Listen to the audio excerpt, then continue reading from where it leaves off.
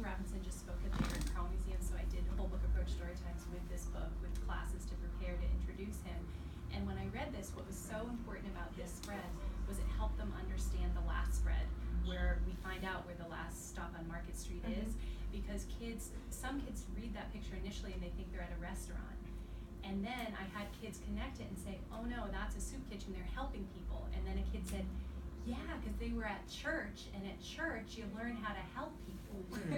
And it was this wonderful connection between the beginning of the story and the end of the story.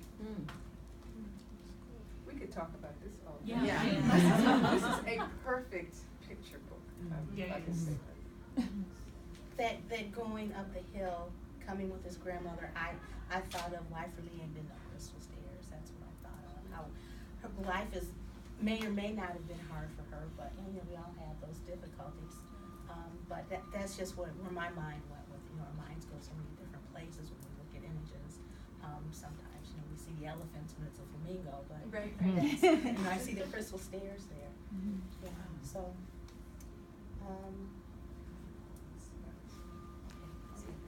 So I can see a little more.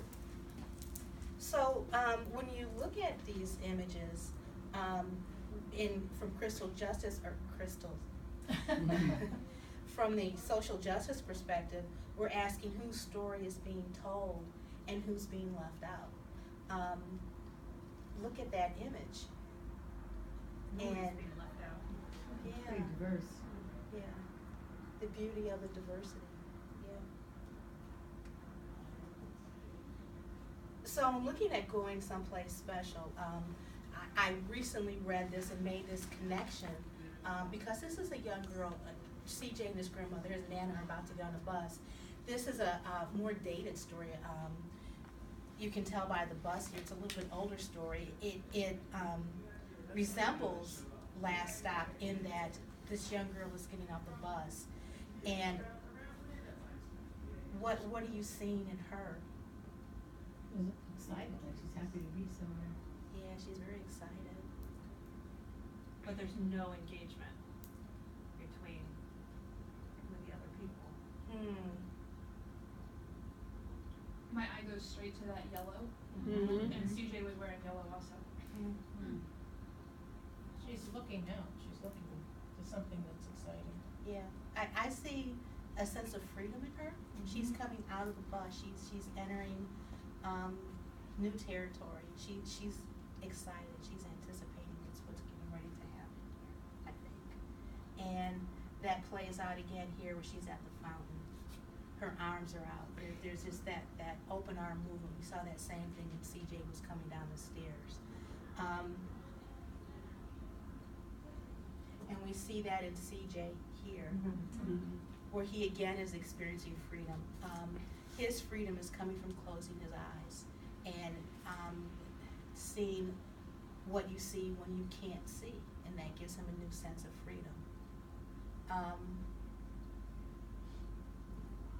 This was a whole page spread, as you can see. I'm thinking of the things we learned this morning and how it crosses over that gutter, his arm crosses over. What else are you seeing here in CJ's expression, his experience, that you might want to share? He looks sort of peaceful and contented. Yeah.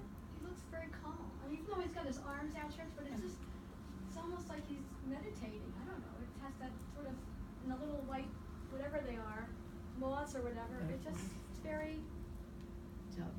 He's flying with them.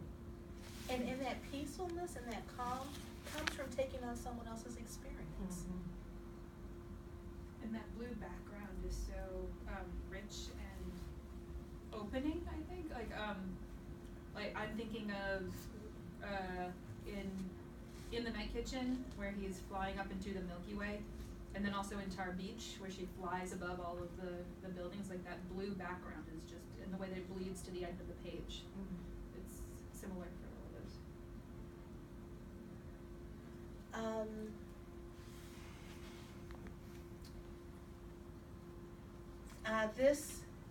The geography has brought in, I think, the sense of place that has us thinking about their personal experience. If you look at this, geography of this picture, he's waving at his friend in the car. His friend in the car while he waits for the bus. They're waiting for the bus outside the bus stop. And the people in the bus stop do not even notice them standing here. But I don't think that really diminishes their experience of the day. He's still happily waving at his friend in the car who's driving by. But he does ask, how come we don't got a car? Yeah.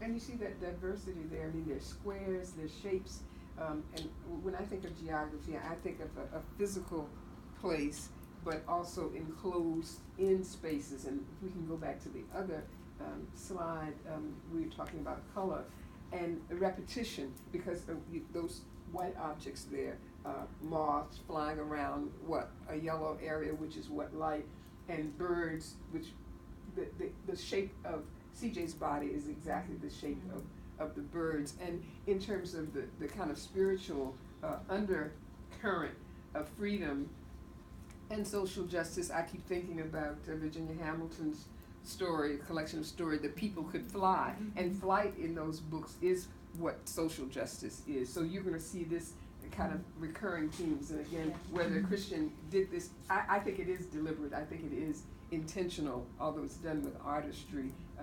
It's framed, and there's geography there in that page as well. And the geography here is triangular, but on the next spread, the geography is enclosed in rectangles and squares. And you have that image in so many books like Tar Beach, or in Maya Angelou's writing, you have that flight image always. Yeah, that theme of freedom definitely plays out very much in the images in this book as much as it does in the text of the book. So let's look at the bodies here. What message are they conveying? Diversity, We're seeing a diverse group of people. Diversity in what way? every way, and clothing also, even the dog. In race. In race, yeah. In age. In age. And you know, there's a diversity in age, but I really like these old people. They're older women, I think they are. They're really rocking the fashion. Let's look at the lady who's sitting down. Let's look at her stockings. Yeah. Let's look at grandma. You know, she's necklace, the earrings. You know, she's very fashionable. And don't forget the tattoo man. Oh, yeah. I love it. I like the way also that they're all facing each other so that there's interaction. They're not just separate individuals, they are, you know, a group of different people, but they're all kind of in this together for the experience. And she's helping the blind man, clearly. She's touching him, maybe helping him get oriented or Well, walk. she's just touching him. I think she's conversing and you know, I'm here Yeah. too. Does she have a jar of the moths? The That's butterflies in interesting. the jar. Yeah. What is that a band? I don't know what glasses. Or is, oh. That's how she's identified. She's not even given a name. She's Yeah. the lady with the butterflies in the jar. That's interesting. And remember what someone said about clues, visual clues. What's going to happen? And children they're going to look and say, "What's she holding in her hand?" And when you turn the page later and you see them, or you see a previous page where they're flying around the light, there's a connection there. Now, is that a hijab on the left, or is that just hair? I couldn't quite tell. Where? The lady on the far left. That's grandma. That's Nana. Yeah, but that's just hair. That's not That's a her hair. It looks like a hijab somehow to me. No, a hijab would be wrapped around. Yeah. So that it would cover her neck. Yeah.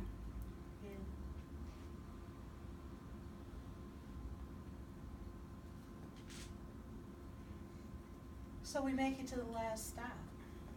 And it's interesting, it is the last stop. It's not the third stop, the fourth stop. It's the last stop. And it's on Market Street. Market implies an abundance.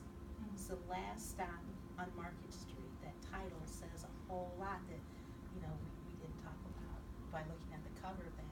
But this is the last stop. So, think about the geography of the page. How the space there is used. Think about where your eye is focused or not focused.